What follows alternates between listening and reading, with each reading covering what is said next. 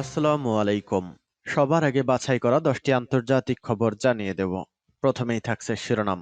তবে তার আগে অনুরোধ থাকবে ভিডিওটিতে একটি লাইক দিবেন।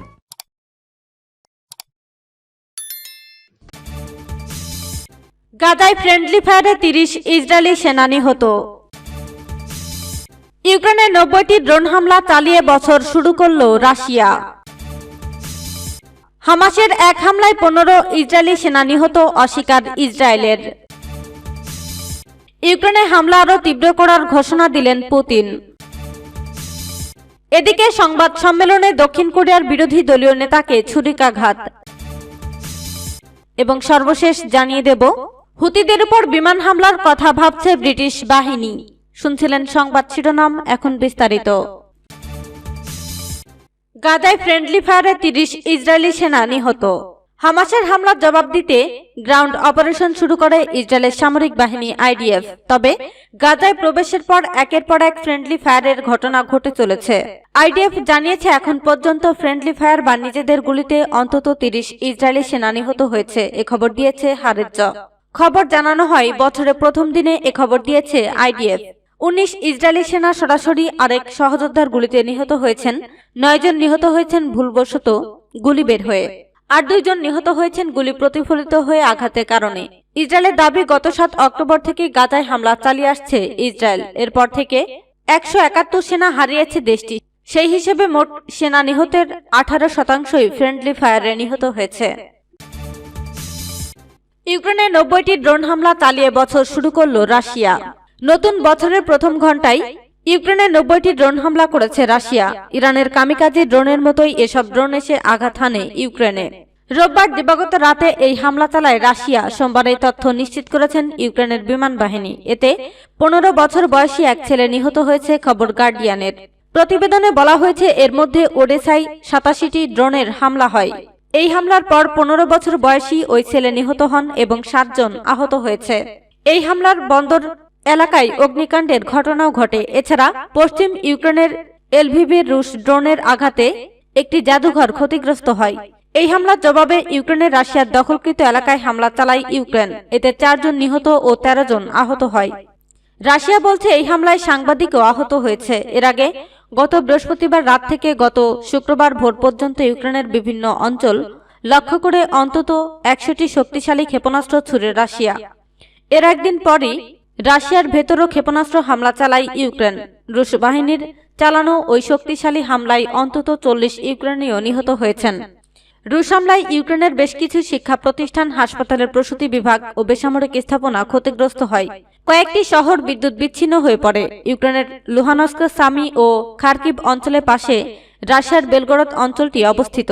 বেলগরদের সঙ্গে লাগোয়া ইউক্রেনীয় ওই অঞ্চলগুলোতে এর আগে একাধিকবার ভয়াবহ হামলা চালিয়েছে রাশিয়া।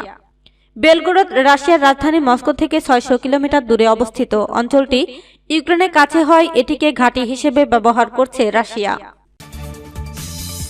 হামাসের এক হামলায় ১৫ ইসরায়েলি সেনা নিহত, অস্বীকার ইসরায়েলের।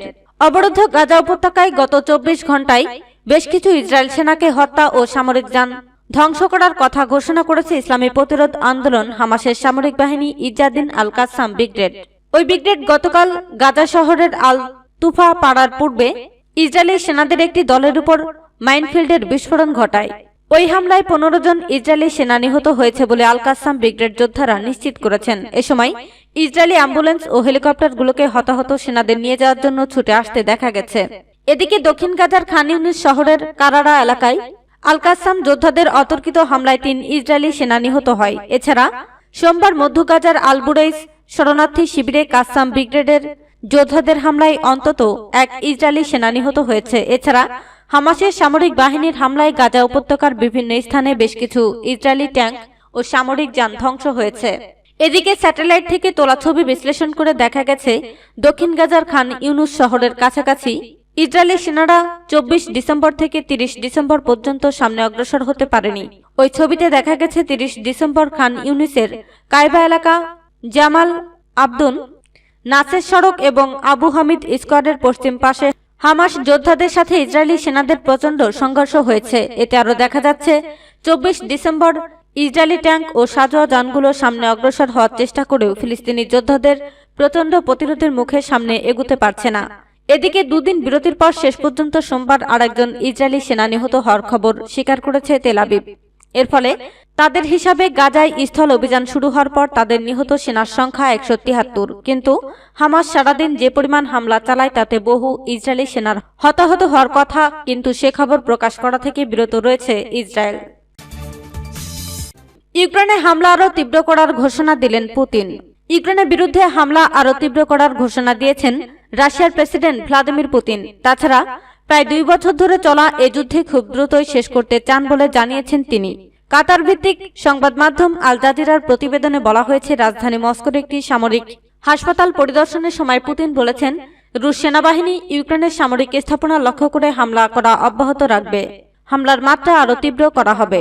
তিনি আরও বলেন, ইউক্রেনের পশ্চিমা মিত্ররা এই যুদ্ধ থামাতে দিচ্ছে না, তবে সম্প্রতি যুক্তরাষ্ট্রের সহ পশ্চিমা দেশগুলোর বক্তব্য পরিবর্তন হতে শুরু করেছে, কারণ তারা বুঝতে শুরু করেছে যে রাশিয়াকে পরাজিত বা ধ্বংস করা সম্ভব না। এদিকে রুশ প্রেসিডেন্টের এসব বক্তব্যের জবাবে ইউক্রেনের প্রেসিডেন্ট ভলোদিমির জেলেনস্কি বলেছেন, 2023 সালে রাশিয়া আমাদের একটি বড় শহরও দখল করতে পারেনি, সুতরাং যুদ্ধে রাশিয়া জিততে চলেছে বলে পুতিন যে ইঙ্গিত দিয়েছেন তা কেবলই কল্পনা।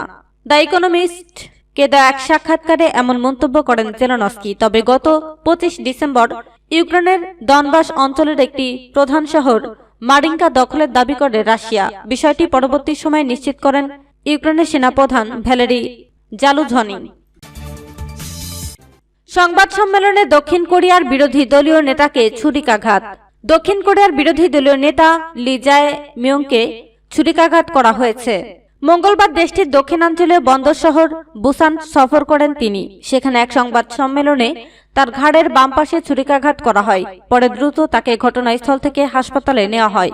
দক্ষিণ কোরিয়ার সংবাদ সংস্থা ইয়নহাপের বরাত দিয়ে খবর জানিয়েছে বিবিসি। প্রত্যক্ষদর্শীদের উদ্ধৃতি দিয়ে ইয়নহাপ বলেছে, সন্দেহভাজন ব্যক্তি অটোগ্রাফ নেয়ার জন্য লির কাছে গিয়েছিলেন এবং তার সমর্থক হওয়ার ভান করে সেখানে অবস্থান করছিলেন। এক পর্যায়ে সেই ব্যক্তি তাকে 20 থেকে 30 সেন্টিমিটার লম্বা অস্ত্র দিয়ে আক্রমণ করে। ঘটনাস্থল থেকে অজ্ঞাত পরিচয় ওই ব্যক্তিকে আটক করা হয়েছে বলে জানিয়েছে সংস্থাটি। দক্ষিণ কোরিয়ার মিডিয়াতে প্রকাশিত ছবিতে দেখা গেছে ছুরিকাঘাতের পর লি চোখ বন্ধ করে মাটিতে শুয়ে আছেন। এ সময় কর্মকর্তারা তার চারপাশে ভিড় করেন এবং তার ঘাড়ে কাপড় চাপা দিয়ে ধরে রেখেছেন। ইয়নহাপ জানিয়েছে, ছুরিকাঘাতের পর এই শীর্ষ রাজনীতিবিদদের শরীর থেকে রক্তপাত হয়েছে, কিন্তু তিনি জ্ঞান হারাননি। 2022 সালের প্রেসিডেন্ট নির্বাচনে প্রতিদ্বন্দ্বিতা করেছিলেন লি জায়ে মিয়ং, কিন্তু রক্ষণশীল ইয়নসুক ইয়োলের কাছে তিনি অল্প ব্যবধানে পরাজিত হন। হুতিদের উপর বিমান হামলার কথা ভাবছে ব্রিটিশ বাহিনী। হুতি বিদ্রোহীদের উপর ব্রিটেন বিমান হামলার কথা ভাবছে বলে জানা গেছে খবর গার্ডিয়ানের। লোহিত সাগরে একটি কন্টেইনার জাহাজকে লক্ষ্য করে 3টি নৌকা ডুবিয়ে দিয়েছে যুক্তরাষ্ট্র। এরপর যুক্তরাজ্যের এই পরিকল্পনার তথ্য সামনে আসলো। খবর অনুসারে ইয়েমেনি গোষ্ঠীকে চূড়ান্ত সতর্ক বার্তা দিতে যুক্তরাষ্ট্র ও যুক্তরাজ্য যৌথ বিবৃতি দেওয়ার প্রস্তুতি নিচ্ছে। এমন খবরের মধ্যে যুক্তরাজ্যের প্রতিরক্ষা মন্ত্রী গ্র্যান্ড শ্যাপস বলেছেন, সরকার আরও হামলা কঠোর করতে সরাসরি পদক্ষেপ নিতে দ্বিধা করবে না। ইয়েমেনের হুতি নিয়ন্ত্রিত এলাকা থেকে আসা 4টি নৌকা কন্টেইনার জাহাজ মারস্কো হ্যাংঝুকে লক্ষ্য করে গুলি ছোড়ে। জবাবে মার্কিন হেলিকপ্টারগুলো পাল্টা গুলি চালায়। মার্কিন সামরিক বাহিনী জানিয়েছে, হুতি নৌকাগুলো কন্টেইনার জাহাজের কয়েক মিটারের কাছে এসে পড়ে। যুক্তরাষ্ট্রের সেন্ট্রাল কমান্ড জানিয়েছে, সশস্ত্র হুতি নৌকার বেশ কয়েকজন ক্রু নিহত হয়েছেন। অন্যদিকে কন্টেইনার জাহাজের কেউ হতাহত হয়নি।